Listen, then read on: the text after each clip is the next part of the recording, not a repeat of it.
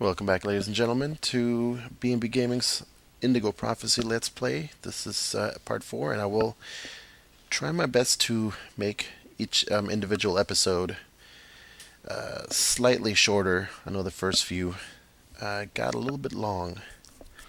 Let's continue on, and we'll see where it goes. So I know I saw Carla over there. I'm assuming that's her. So, what do you want to start with? Did you find anything on the coffee cup? The only prints we found belonged to the waitress. That's impossible, man. That cup was half empty. Somebody must have drank it. What about the blood? What about the pool of blood in the stall? You're not going to believe this. The blood wasn't from the victim. It was from the killer.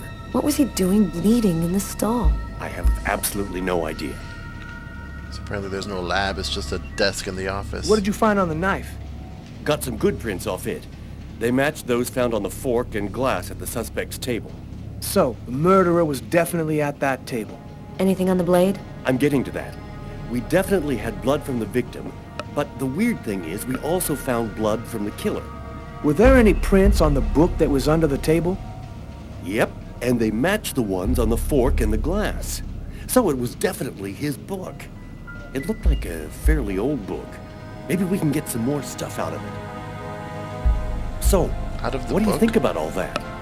I don't have any explanation for the blood in the stall. The victim could have wounded the killer during a struggle, but it doesn't make sense that it would be in the stall. It's as though the killer wounded himself.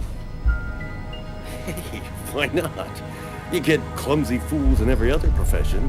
Why not killers? That's kind of a flimsy explanation, Garrett. Well, to each his own, Carla. I do the testing, you figure out the reason why. Thanks for your help, Garrett. See you later. So, what do we do now? You go take care of the composite. I'm gonna go check with the coroner and see if he got anything from the body. Okay. Catch you later. Alright, everybody's got something to do. When Marcus and I were Including kids, Lucas. we were inseparable. He's the one who took care of me after our parents died. We kind of grew apart after he became a priest. But he's still the only person I really trust. The only one who might believe that I had nothing to do with all this mess.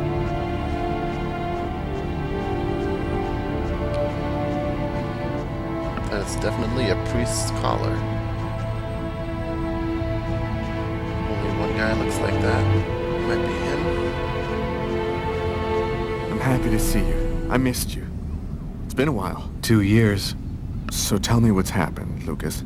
I've killed a man, Marcus. It happened in a restaurant last night. Nothing like coming right It's out like of I it. was possessed, in a sort of trance, like I was a puppet on a string. I saw what I was doing, but I was powerless to stop it. My God. I can't believe this, Lucas. Tell me that it wasn't you. You're not capable of something like that. It was me. This murder. Exactly how did it happen?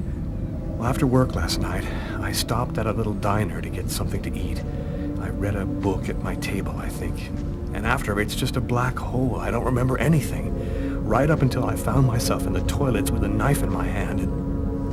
It was horrible. And there's this, too. You cut your wrists?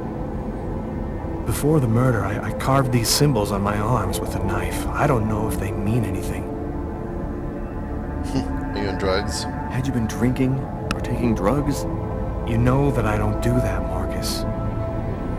We also didn't know that you were... Also didn't think you were a murderer up Were until there any today. witnesses? Did anyone see you?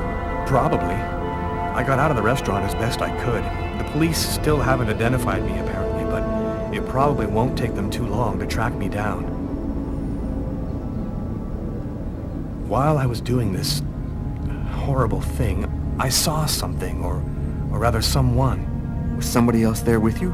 No, it was like a sort of vision. I saw a man in the middle of hundreds of candles, and there was this little girl.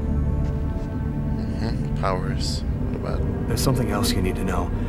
I know this sounds crazy, but after the murder, I had these Premonitions, like I was seeing things that hadn't happened yet.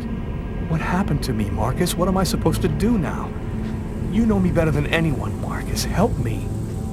Listen, Lucas, I'm a bit lost here. This whole story is just so bizarre. Indeed. I think I'm sick. Maybe you need some professional help. Most cases of possession are known to actually stem from psychiatric problems, and... What are you saying? No way. That I'm crazy? Is that it? I come to you as my brother for help, and that's the best you can do? Boy, he I got am really a angry. priest, Lucas. The fact that you have taken a life is a very serious matter. I told you that it wasn't me, Marcus.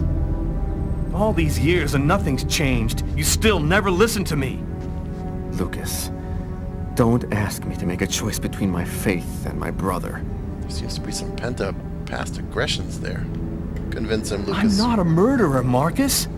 You're the only person I can trust. I'm just asking you to believe me. Very well. I'll do whatever I can for you, but I can't do anything that goes against my beliefs. Look, I need to get some answers. I'll call you. Here. You need this more than I do. Marcus, you know that I don't believe in all that. Just go ahead and take it. Thanks. Lives plus 1. It didn't seem to me previously that I could possibly run out of lives. Not sure what that's all about.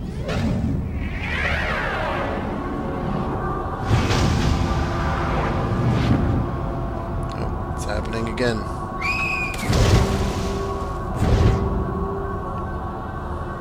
That kid, he's gonna slip on the ice. I've got to stop him. Grab him. The cop in the restaurant. If I don't do something, the child will die. If I do something, the cop will recognize me. What am I gonna do? You're a good guy. I know it.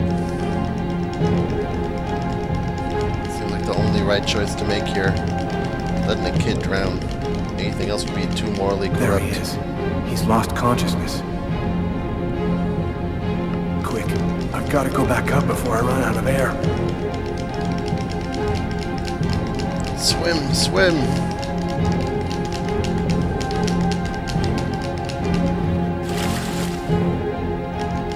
And again, let's get him out. You too.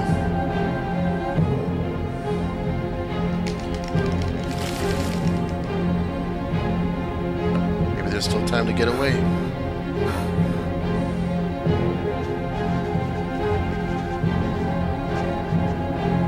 Well, cops, CPR, anybody?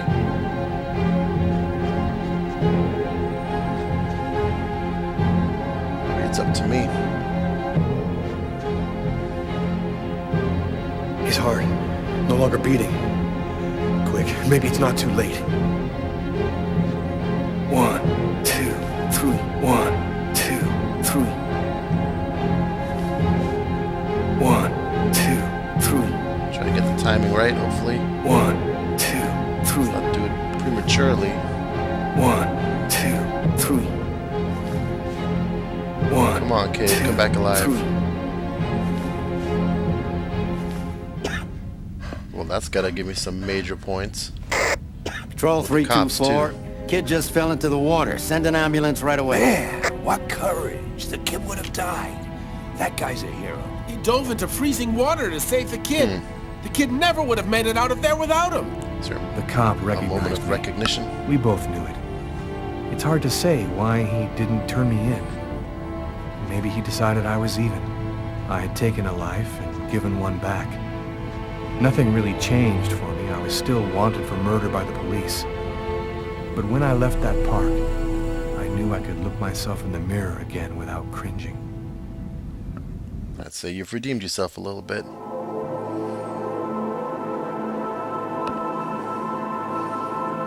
Okay, that seems like a good place to take a break for now. And we'll resume with episode 5 next time. Thanks for joining us, folks. See you then.